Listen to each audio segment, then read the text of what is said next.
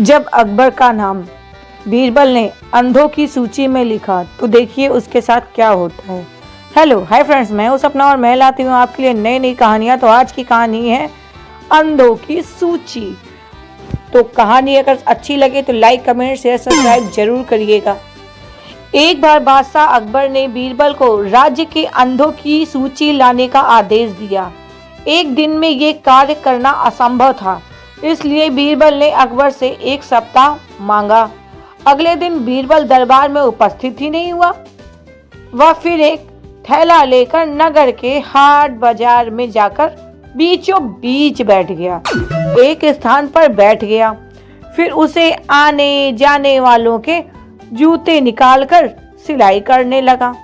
राजमहल के सारे दरबारी और नगर के लोग ये चीज देखकर बहुत परेशान हुए कि आखिर बीरबल कर क्या रहा है, क्योंकि बीरबल तो राजा का बहुत ही खास आदमी था। अब इसको कौन सी सनक सवार हो गई। सभी लोग देखकर बहुत अचंभा हो रहे थे, पर कोई कुछ पूछ नहीं रहा था कि आखिर बीरबल के दिमाग में चल क्या रहा है। आते जाते लोग जब बीरबल को जूता सिलते हुए देखा तो हैरान पड़ गए। बादशाह अकबर ने सलाहकार थे और राज्य के सबसे विद्वान व्यक्ति बीच बाजार में जूते क्यों सिलने लग गए, क्या कारण है। किसी को ये बात गले से उतर नहीं रही थी और हजम भी नहीं हो रही थी।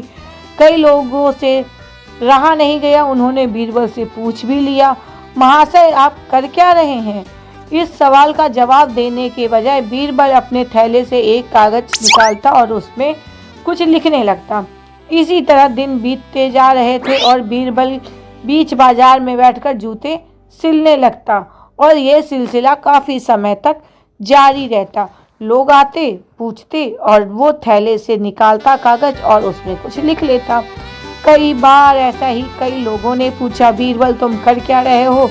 वो जवाब देने के बजाय बार बार अपने थैले से वो कागज निकालते और उसमें कुछ लिख लेते।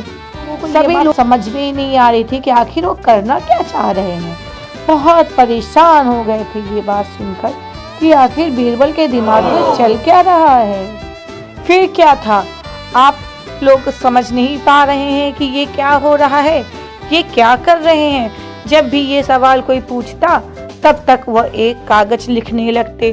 धीरे धीरे ये बात पूरे नगर में फैल गई कि बीरबल पागल हो गया है, सिठिया गया है, उसकी अकल घास चरने चली गई है, उसकी अकल के अब उसके हाथों में नहीं है। एक दिन ये खबर उसको अकबर बादशाह के पास भी पहुंच गई। जब अकबर बादशाह अपना काफिला लेकर उस बाजार से निकल रहे थे तो देखा कि अरे ये बात तो सच्ची है कि बीरबल जूते लेकर बीच बाजार में बैठकर सिलाई कर रहा है। बीरबल पर जब अकबर की दृष्टि पड़ी तो वह बीरबल के पास पहुंचे और ये सवाल किया कि बीरबल ये क्या कर रहे हो। बीरबल अकबर के सवाल का जवाब देने के बजाय कागज पर कुछ लिखने लगा। यह देखकर अकबर नाराज हो गए और अपने सैनिकों से बोले, बीरबल को पकड़कर दरबार ले चलो। दरबार में सैनिकों ने बीरबल को अकबर के सामने पेश किया। अकबर बीरबल से पूछने लगी कि तुम क्या कर रहे हो। बीरबल से बोले, पूरे नगर में ये बात फैली हुई है कि बीरबल पागल हो गया है। आज तो तुमने हमें भी दिखा दिया। ये क्या कर रहे हो, तुम सच में पागल हो गए हो। जवाब में बीरबल ने एक सूची अकबर की ओर बढ़ा दी। अकबर हैरान उस सूची में को देखने लगे। तब बीरबल बोले, जहां पना आपके आदेश के अनुसार राज्य के अंधों की सूची तैयार करनी थी। आज एक हफ्ते का आखिरी दिन है और मैंने अपना काम पूरा कर लिया है। सूची काफी लंबी थी। अकबर सूची की लेकर देखने लगे और नाम पढ़ने लगे। पढ़ते पढ़ते पढ़ते पढ़ते सूची के अंत तक पहुंचे तो वहां पे उन्होंने अपना नाम लिखा हुआ देखा। वे बौखला गए। बीरबल तुम्हारी जरूरत कैसे हुई कि तुमने इस सूची में मेरा नाम भी डाल दिया। बीरबल बेचारा चुपचाप यूं ही खड़ा रहा और अकबर यूं ही गुस्सा करते रहे। वह दोनों एक दूसरे का मुंह निहारने लगे। गुस्सा शांत करे हुजूर, बीरबल ने बोला। हुजूर मैं सब बात बता रहा हूँ, बीरबल ने कहा। कहकर बीरबल बताने लगे, पर बादशाह सलामत रहें। पिछले एक हफ्ता पहले आपने कहा था कि अंधों की सूची तैयार करनी है, तो मैं पिछले 1 सप्ताह से मैं रोज बीच बाजार में जाकर जूते सिल रहा था। मेरे क्रियाकलाप हर रोज आते जाते व्यक्ति देख रहे थे और जो व्यक्ति मुझसे यह पूछता कि तुम क्या कर रहे हो, मैं उसका नाम अंधों की सूची में डाल देता। अब सबकी आंखें होते हुए भी अंधे हुजूर वो इस तरह से पूछ रहे थे कि क्या हुआ क्या हुआ क्या हुआ, तो मुझे मजबूरन सबका नाम लिखना पड़ा। उन सूची में सबकी आंख होते हुए भी वह सब अंधों की भांति सवाल कर रहे थे।